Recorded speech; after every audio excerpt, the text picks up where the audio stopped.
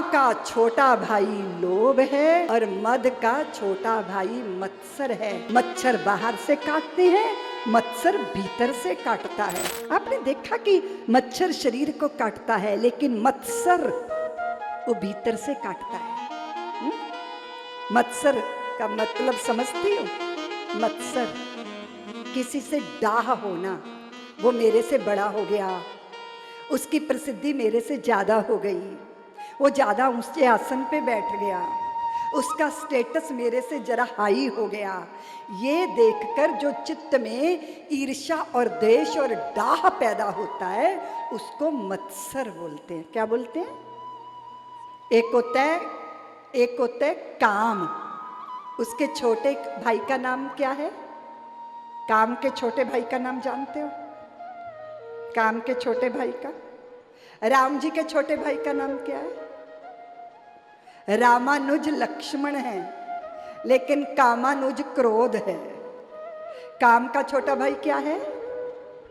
जो मनचाही स्त्री से घर वाले ब्याह नहीं करने देते तो फिर दिल में क्या पैदा होता है?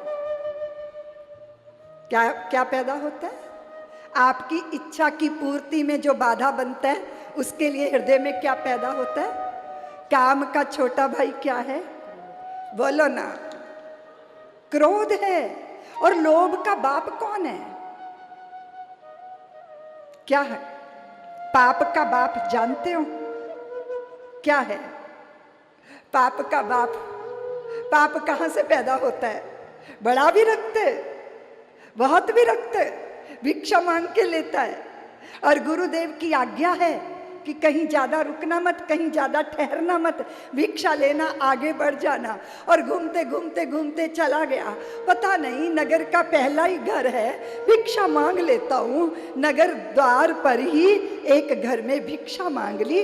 बड़ी सुंदर सौंदर्यमयी लावण्य की मूर्ति, बहुत सुंदर स्त्री ने द्वार खोला, भिक्षा दी।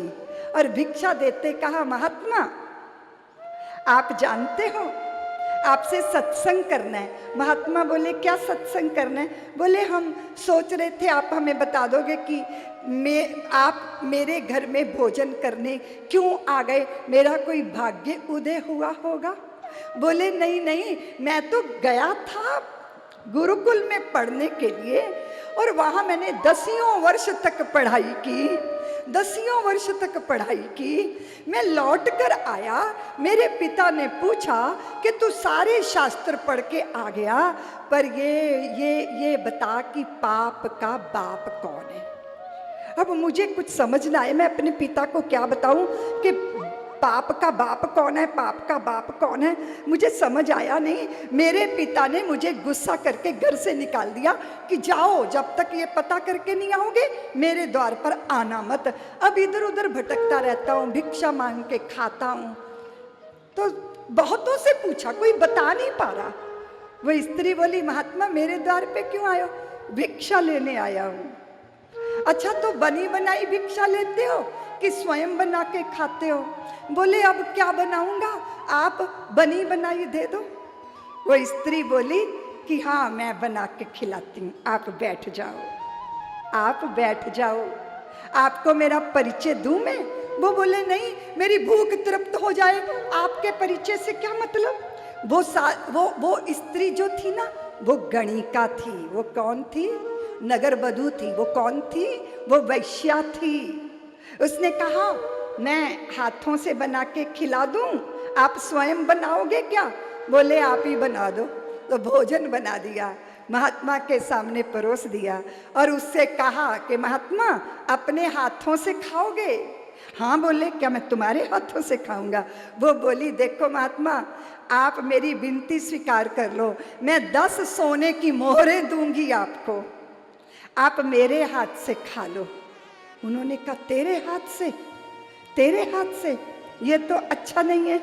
मैंने अपने हाथ से भोजन नहीं बना के तेरे हाथ से भोजन बनाना स्वीकार किया।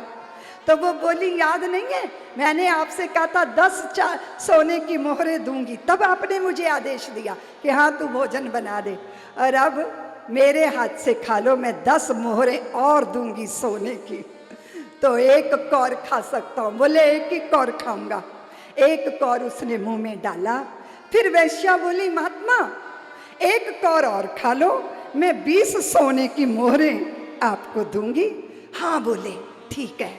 10 की 20 हो गई, 20 की 40 हो गई। अंदर अंदर सोच रहा है, और जैसे मुंह खोला मुख में भोजन लेने के लिए, वैश्या ने चटाक से चमाट धर दी मुख पर, जोर से चांटा मारा। बोले, तुम्हारे पिता ने कहा है कि पाप के बाप को ढूंढ के आओ। पता चल गया पाप का बाप कौन है? कौन है? पता चल गया? लोभ है पाप का बाप।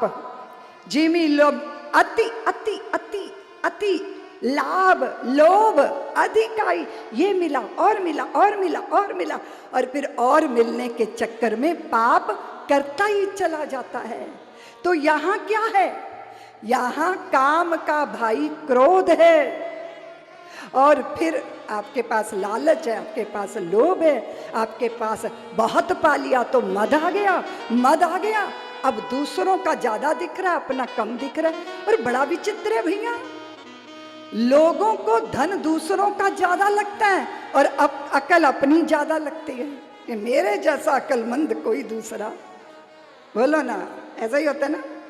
सारे मूर्ख लगते हैं, हम ही बुद्धिमान हैं, हम प्लानिंग करेंगे वो परफेक्ट होगी, दूसरे तो महामूर्ख हैं। ऐसा व्यक्ति की वृत्ति हो जाती है। और जब ये मद आता है, फिर साथ में मत्सर आ जाता है।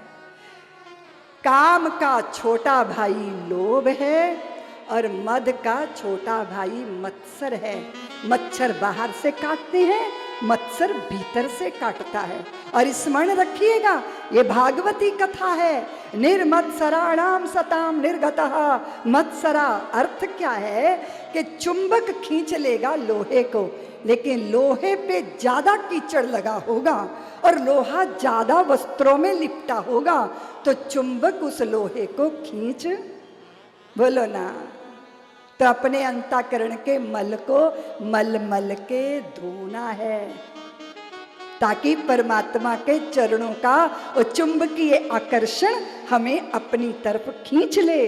साधना से परमात्मा नहीं पाया जाता नवी मुंबई वालों, साधन सिद्ध परमात्मा नहीं है, वो तो अहेतु की कृपा से प्राप्त होते हैं। पर साधना से अंतःकरण पवित्र किया जाता है। आप जो व्रत करते हो, उपवास करते हो, दिया जलाते हो, तीर्थ करते हो, भगवान की कथा सुनते हो, गंगा मैया में डुबकी लगाते हो, कितनी ही धाराएं मेरी धारा में मिल जाती। युगों युगों के मल को मैं मल मल के बिमल बनाती। सच्चे ज्ञानी बलिदानी पाकर होती बलिहार हूँ।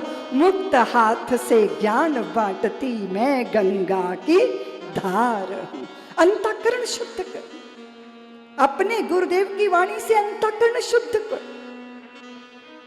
गुरुदेव मेरी बाल्टी बहुत भरी है, गुरुदेव मेरी बाल्टी में मटमैला जल है, गुरुदेव ये पीने योग्य नहीं है, ये स्नान योग्य नहीं है। तो गुरुदेव ने क्या किया? शुद्ध शुद्ध जल की धार की टोंटी खोल दी और उसके नीचे वो मटमैले जल की बाल्टी को रख दिया और कहा भूल जा भूल जा। और शुद्ध धार बहती चली गई। थोड़ी देर में देखा कि मटमैला पानी सारा बाहर हो गया और वो बाल्टी पवित्र और स्वच्छ जल से भरपूर हो गई। श्रीमद् भागवत महापुराण की कथा वो शुद्ध जल का प्रवाह है, वो हमारे अंतःकरण के मटमैलेपन सारे विकारों को दूर करके हमारे मन को विमल बना देता है। इसलिए ये विमलता का घाट है, आप जहाँ श्रवण करने आए हैं।